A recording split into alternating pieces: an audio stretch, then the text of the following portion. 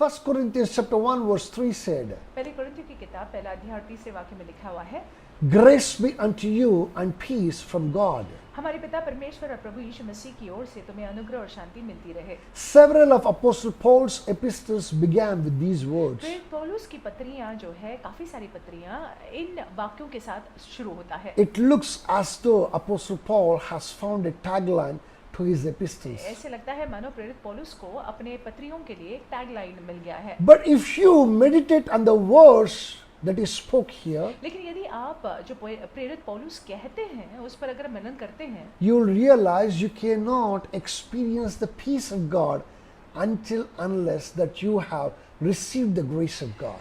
तो आप ये जान लोगे कि जब तक आपने परमेश्वर के अनुग्रह का अनुभव नहीं किया है तब तक शांति का अनुभव नहीं कर पाएंगे। There are three things God wants us to know about grace this morning. अनुग्रह को लेकर तीन बातें परमेश्वर चाहते हैं कि हम जान लें सवेरे के वक्त। Number one, that it cannot be earned. पहले तो इसको कमाया नहीं जा सकता I है। repeat again, it cannot be earned. अनुग्रह को कमाया नहीं जा सकता है। Number two, it's God's doing. You have no role to play in it. दूसरी बात, ये परमेश्वर का किया हुआ है या परमेश्वर का काम है और इसमें हमारा कोई किरदार नहीं है। Number three, very important thing. तीसरी बात, महत्वपूर्ण बात, It will not kick in until unless you cease struggling and striving in your own strength. अनुग्रह दिखाई नहीं देगा जब तक कि आप अपने खुद के बल से संघर्ष करते रहोगे।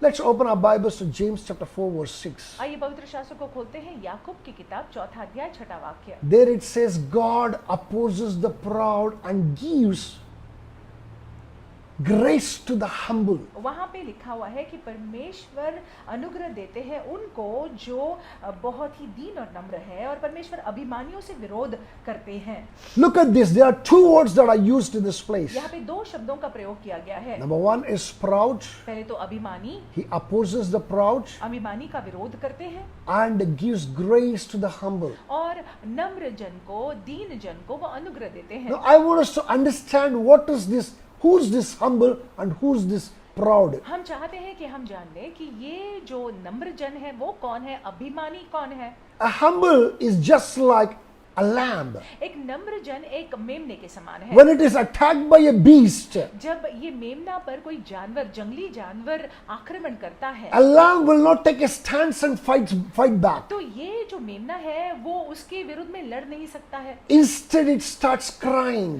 लड़ता नहीं है, रोने लग जाता है Instead it begins to look unto the shepherd, और चरवाह की ओर देखने लग जाता है waits for the shepherd to act on its behalf. और रुके रहता है कि चरवाह जो है उसकी ओर से काम करे।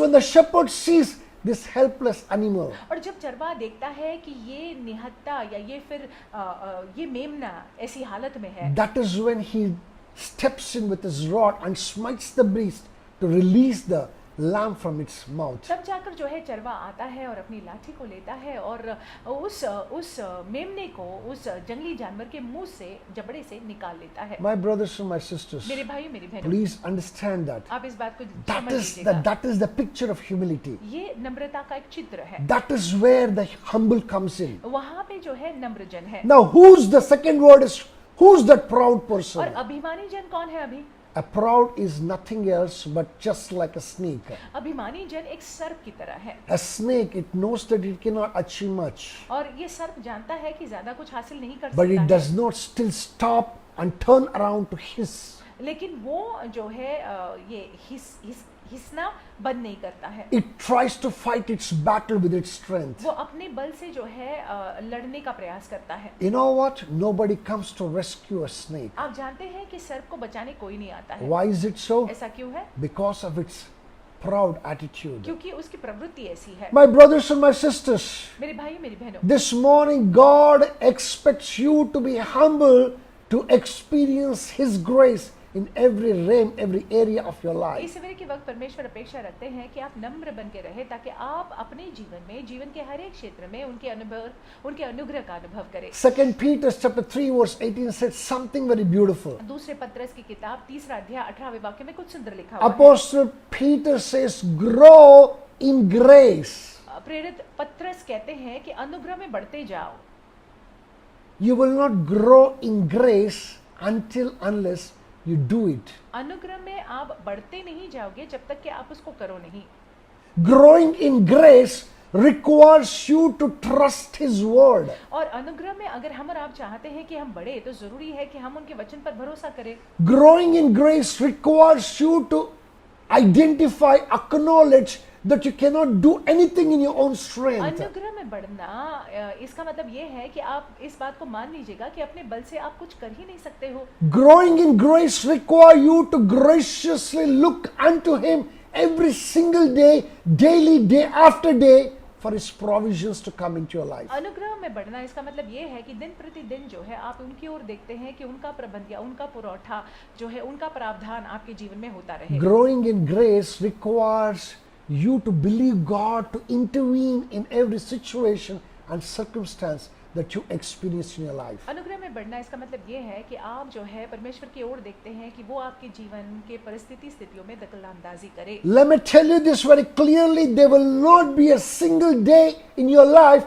where you cannot do without the grace of God. और देखिए ऐसा मैं ऐसा कहना चाहूँगा कि हमारे जीवन में हर दिन हमको परमेश्वर के अनुग्रह की जरूरत है। My brothers and my sisters, मेरे भाइयों मेरी बहनों, how do you grow in grace? आप अनुग्रह में कैसे बढ़ते हैं? By doing these things. इन बातों को करके। How to receive grace? कैसे अनुग्रह को आप प्राप्त कर लेंगे? You receive grace by releasing the faith towards the grace. आप जो है अनुग्रह को प्राप्त कर लेते हैं, अनुग्रह को अपने जीवन में देखते हैं जब आप विश्वास को रिलीज करते हैं, विश्वास को दर्शाते हैं वो अनुग्रह के लिए। Many of us quote the old sayings हम में से बहुत लोग पुराने कहावत को कहते हैं and we fight our own battles. और हम हमारे खुद की लड़ाइयों को लड़ते हैं। My brothers and my sisters, that means to say that you're not ready to release that faith, which is very essential. इसका मतलब है कि आप वो विश्वास को रिलीज करने के लिए, दर्शाने के लिए तैयार नहीं हैं, जो बहुत ही महत्वपूर्ण है। If you are ready to release your faith to receive the grace, I'm telling you,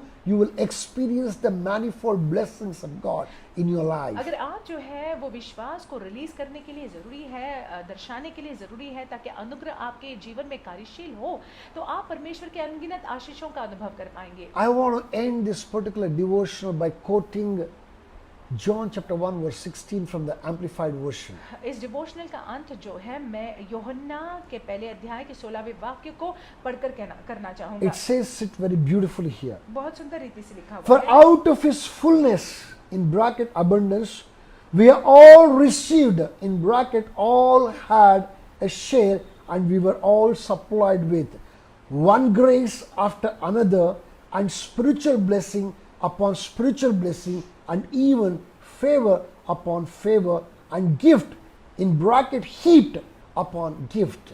पहले यूहन्ना की पुस्तक से मैं पढ़ रही हूँ, क्षमा कीजिएगा, यूहन्ना के पहले अध्याय से पढ़ रही हूँ 16 और 17वां वाक्य। क्योंकि उसकी परिपूर्णता से हम सब ने प्राप्त किया, अर्थात अनुग्रह पर अनुग्रह, इसीलिए कि व्यवस्था तो मूसा के द्वारा दी गई, परंतु अनुग्रह और सच्चाई यीशु मसीह के द्वारा पहुंची। If you understand this place very clearly, अगर आप इस स्थान को समझ लेते हैं, it says grace after another. Grace after another. You need to receive grace before receiving the spiritual blessing and before receiving the favor from God. और देखिए अनुग्रह हमको मिलना जरूरी है, ये अनुग्रह हमारे जीवन पर होना जरूरी है परमेश्वर के आशीषों का अनुभव करने से पहले, उनकी कृपा दृष्टि का अनुभव करने से पहले। Grace is an open door that receives the good stuff from God. और अनुग्रह एक खुला दरवाजा है जिसके जरिए हम परमेश्वर से अच्छी बातों को हमारे जीवन के लिए ले सकते If हैं। you keep it shut, you will shut on the blessings of God. अगर हम अनुग्रह के दरवाजे को बंद कर देते हैं तो परमेश्वर के आशीषों के लिए मानो हम दरवाजा बंद कर रहे हैं। This morning I want to edify you. इस सवेरे के वक्त मैं आपको प्रोत्साहित करना चाहूंगा। Cry unto God आप जो है प्रार्थना कीजिएगा and tell God, और उनसे कहिएगा, God, by faith I release, by confession I release my faith to receive that grace. परमेश्वर मैं अपने मुंह से कबूल करता हूँ और कबूली के जरिए मैं वो अनुग्रह को स्वीकारता हूँ। Even as you receive grace, even as you open up yourself to grace, और जैसे आप अपने आप को अनुग्रह के लिए खोल देते हैं, acknowledging your inability and acknowledging His ability to do things in your life, ये मानते हुए कि आप सक्षम नहीं है लेकिन परमेश्वर सक्षम है आपके जीवन में चीजों को करने के लिए। the Lord shall flood you with the choicest blessings in the name of Jesus परमेश्वर Christ. आपके जीवन में बहुत ही अनगिनत आशीषों को उंडेलेंगे यीशु मसीह के नाम God से। bless you. परमेश्वर आपको आशीषित You रखे, have an awesome day. आपका अद्भुत दिन जाए, Stay blessed. आशीषित रहिएगा।